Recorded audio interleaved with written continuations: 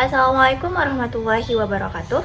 Perkenalkan, nama saya Derida Mutmainnah dari kelas 3A dengan NIM 230103010 dari Prodi Tadris Matematika Fakultas Tarbiyah dan Keguruan. Di sini saya akan membahas bagaimana cara Rasulullah mengajar dengan metode diskusi dan tanya jawab. Dari buku Muhammad Sang Guru yang ditulis oleh Abdul Fattah Abu Gudah, ada 40 metode pendidikan Nabi. Salah satunya metode diskusi dan tanya jawab. Diskusi dan tanya jawab termasuk metode mengajar Nabi yang paling menonjol. Beliau menempuhnya dalam rangka mengarahkan perhatian peserta didik, memancing antusias mereka supaya mencari jawaban, dan mendorong mereka menggunakan pikiran untuk menjawab pertanyaan yang dilontarkan oleh Rasulullah SAW. Ada beberapa hal yang dilakukan dalam metode diskusi dan tanya jawab, diantaranya sebagai berikut. Yang pertama yaitu mengajukan pertanyaan untuk membuka diskusi.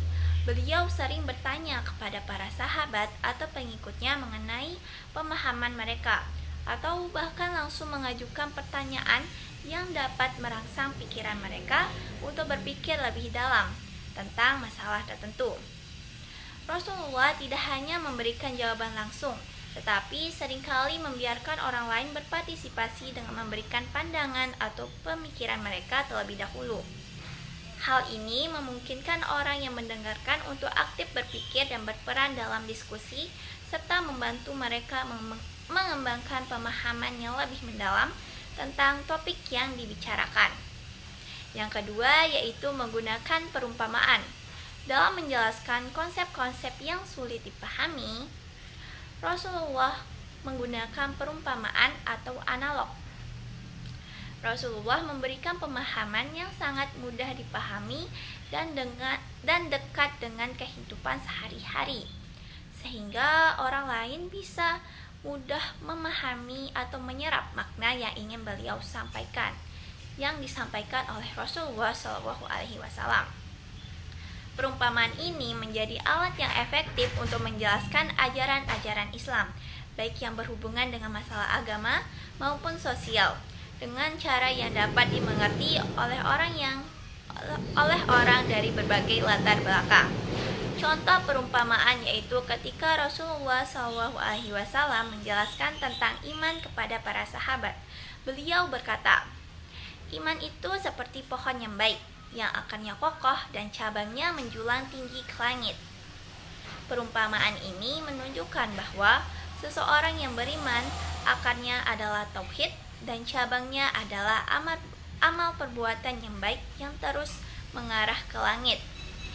Dari hadis Bukhari dan Muslim meriwayatkan dengan redaksi Muslim kisah dari Abu Hurairah radhiyallahu anhu. Rasulullah SAW berujar, "Bagaimana menurut pendapat saudara-saudara jika di depan pintu rumah salah seorang dari kalian ada sungai mengalir, dan dia mandi 5 kali setiap hari di sungai tersebut? Masihkah ada kotoran tersisa di tubuhnya?" Mereka menjawab, "Tentu tidak ada sisa kotoran di tubuhnya."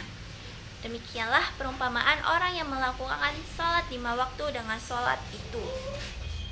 Dengan sholat itu, Allah menghapus kesalahan-kesalahan dalam diri seseorang.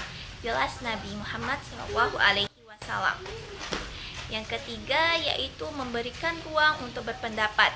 Dalam diskusi, Rasulullah memberikan kesempatan kepada para sahabat untuk mengungkapkan pendapat mereka. Rasulullah dalam berdiskusi selalu menghargai pendapat orang lain dan tidak menghakimi, meskipun kadang-kadang ada perbedaan pendapat. Beliau tidak pernah merendahkan atau mengkritik secara keras pendapat yang berbeda. Sebaliknya, beliau memberikan ruang untuk berpendapat dan berdialog dengan penuh rasa hormat. Dalam hal ini, Rasulullah menunjukkan bahwa dalam berdiskusi, yang terpenting adalah mencari kebenaran, bukan memenangkan argumen. Bahkan ketika ada seseorang yang memberikan pendapat yang berbeda atau kurang tepat, beliau tetap menunjukkan sikap sabar dan penuh pengertian. Beliau memberikan penjelasan yang benar dengan cara yang bijaksana. Yang keempat yaitu memberikan kesempatan kepada para sahabat untuk bertanya. Rasulullah juga dikenal sangat terbuka terhadap pertanyaan. Dalam banyak kesempatan, beliau mendorong para sahabat dan pengikutnya untuk tidak ragu bertanya apabila ada hal yang mereka tidak pahami.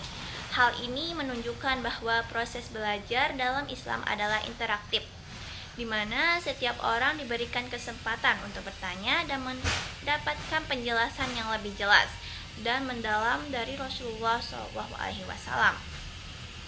Rasulullah juga memberikan contoh yang menunjukkan sikap sabar dalam menjawab pertanyaan, bahkan jika itu berulang kali. Ini menekankan pentingnya keterbukaan dalam diskusi dan pembelajaran, serta menghargai proses pemahaman yang berlangsung. Penerapan metode diskusi dan tanya jawab Rasulullah dalam pengajaran baris dan deret arit matematika. Yang pertama yaitu memberikan pertanyaan untuk memahami konsep dasar aritmatika. Contohnya, jika kamu memiliki 5 kelereng dan setiap hari kamu menambah 2 kelereng, berapa banyak kelereng yang kamu miliki setelah 7 hari?